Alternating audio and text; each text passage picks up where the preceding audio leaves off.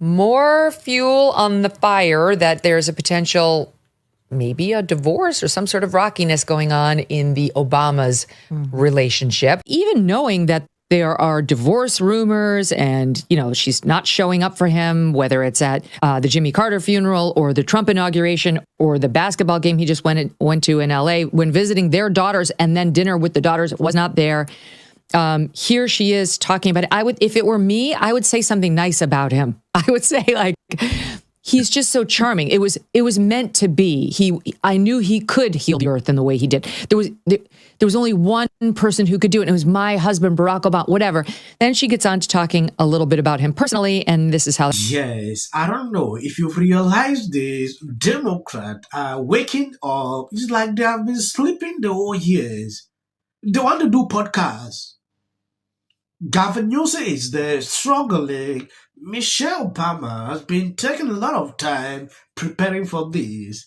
I was actually shocked, to see her podcast and the views she racked up the first day. Embarrassing. seriously.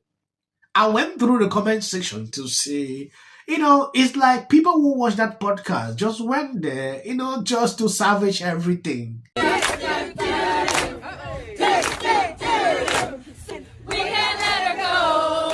Primetime's been wondering where Michelle Obama's been. She snubbed both Jimmy Carter's funeral and Trump's inauguration.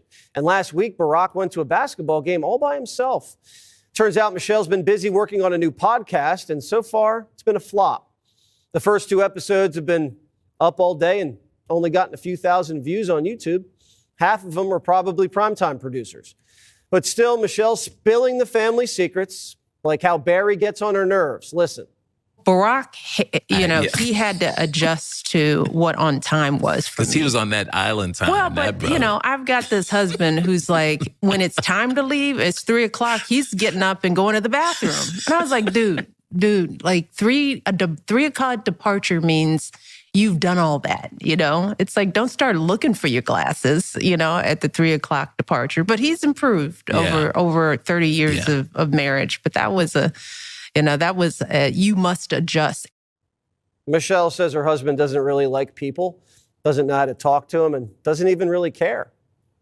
When a girlfriend comes to visit, it's usually like, you got to stay for 2 days because it's going to take us so much time to come check up. Now, Barack's come in, he's come out, and he's like, y'all still talking? He'll sit down for 5 minutes, be like, how are the boys? And the flip side of my husband, right? Because he golfs. And golfing takes as long as the first session of it takes 5 hours to golf. He'll golf with his buddies, come back, and be like, how's X? He's good. It's like, what'd y'all talk about? Nothing. Hate to break it to Michelle, but guys don't get deep on the course. Normally, when someone rags on their spouse, there's usually a little love. Like, Jimmy, he never listens, but he looks cute in his suit. But that wasn't cute. Did she drop this podcast to distance herself from Barack so she could run for president? Every politician starts a podcast right before they launch their next campaign. Looking at you, Gavin. It had about 8,000 dislikes. That is to tell you something. Liberals thought this is a good idea because they believe that Trump won because of people like Joe Rogan. He went on podcasts, so the best thing is for them to sit up and start doing podcasts like that. That is exactly what they are doing now. Ask yourself why in 2025, everything now revolves around podcasts. Oh, this one want to do. Oh, this, Oprah started all that time. Now, Michelle Obama, it's like people are not really interested, in listening to what they are even talking in that show. I expected, the first episode to be high up there, but I was shocked, embarrassed to see that. It flopped. We were physically close growing up. Remember when we used to share a bedroom? Of course, that was our life growing up. We shared the same room until you went to high school, right? That's right. Well, let's first just recall how small the apartment we lived in. It seemed like it was huge, but it was essentially 2 bedrooms right? No, it was one bedroom. Well, that little offshoot bedroom that mom and dad stayed in, you would consider that a bedroom. But that was the only bedroom. The room we were in was actually the living room. And the living room what we called the living room was actually the dining room. Huh. Okay. Well, I couldn't have gotten through 8 years in the White House without my big brother. But you talked me into supporting his run. And he was smart enough to know that he needed to come to you and sell you on the idea. Everything happened so fast because Barack went from a state senator to a U.S. senator. And next thing you know, people were saying, this guy should run for president. You were like, no. There's a lot in there, Glenn. That does not sound like somebody who's in favor of his run for president or frankly in favor of him. Like, he was smart and ambitious. Think about if that's that's why you thought that your spouse was going to run for and possibly become president. I mean, he's smart and he's ambitious. None of what Barack Obama actually ran on, right? I want to change the world. I want to heal the country, hope and change. She wasn't buying it, and it doesn't sound like she buys it to this day. Yeah, I have to say there's a part of that with which I can empathize, because if you run for president, your entire family is subjected to immense amount of public scrutiny. Every aspect of your life is picked apart and disclosed. And the role of First Lady is not necessarily the freest role. There's expectations of what you're supposed to do and can't do, the decorum that limit to what you can do. So I'm not necessarily going to say that I think it's outrageous that wasn't something that she wanted for her life or expected for her life. But if that's really how she feels, and there's been reports for a long time that is how she feels, it has to produce a lot of resentment. I mean, he ended up doing what she insists she didn't want him to do. And she did end up being First Lady for 8 years. And if that really is the kind of thing that she disliked doing.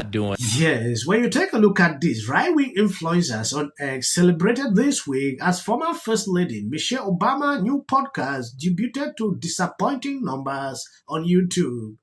Miss Obama and her brother Greg Robinson announced the launch of a video podcast Monday, promising weekly episode and dropped 2 episodes to kickstart the new venture. Podcast uploaded 2 episodes Wednesday morning that attracted 47,000 and 15,000 views, with total viewership in 24 hours reaching just 62,000. The 2 episodes touched on subjects including divorce and other aspects of their personal lives. How the episode performed on other platforms such as Spotify, Apple was not immediately clear. So you can see how people really expected her to do better. I woke up this morning fully expecting the outrage of the day to be something that like Trump did, or the fact that Jared Golden, a Democrat, voted for the continuing resolution last night, which is also insane. And then I see this. I see that Gavin Newsom has decided to invite Steve Bannon on his podcast, and they're going to have just a wonderful conversation. Last week, he had Charlie Kirk on his podcast. That I didn't get extremely outraged about, even though Kirk is one of the bad guys. Bannon is the author of this chaos we're seeing right now. Bannon is the one that says you need to flood the zone with shit. Bannon is the one that has basically authored where we are and what Donald Trump wants. And because Gavin Newsom wants to run for president and thinks he's going to be this healer, he brings on this nationalist.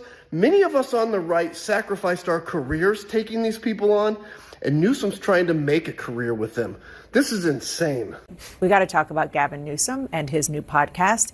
And the most recent MAGA guest that he had on his podcast is Steve Bannon. I listened to the whole thing. It was very substantive, a really interesting conversation. On the other hand, Gavin Newsom is receiving massive backlash on social media like never before.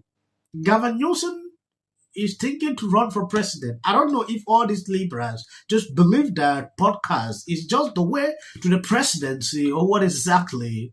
Gavin Newsom appeared with Steve Bannon. What I saw with liberals, the kind of meltdown they put out about this, I've not seen before. They are crying. The other day, they try It's like Gavin Newsom struggling to associate with people. On the other side, it's a problem to liberals. This is a major issue I notice with these people. They just believe like they should be on their own space, maybe on their own wall. If you are a liberal, you should not associate with any other person. You should just stay there. And that is the beginning of their failure. That is not how it works. If you are thinking to run for president or hold a public post, you should be able to associate with people from different views, people you disagree with. You want to be a leader, then you don't want to talk to. It is crazy. It has no work for Democrat. Reason you see them reassembling themselves, to sort this out. I don't know what will happen at the end of the day. This is a poor strategy for Gavin Newsom. I actually did think that he was one of the leaders that would come out in terms of 2028. I remember watching his annual State of the Union address in California, and he criticized Republicans, and he promoted California as an antidote to the poisonous populism of the right. It's the same thing that when I see not all black Republicans, but when I see a black MAGA person, sincere black Republican. I don't think that you can. Pushing 2 months in. I mean, you must have a feeling in your gut. Foreign. When you're a completely homogeneous nation.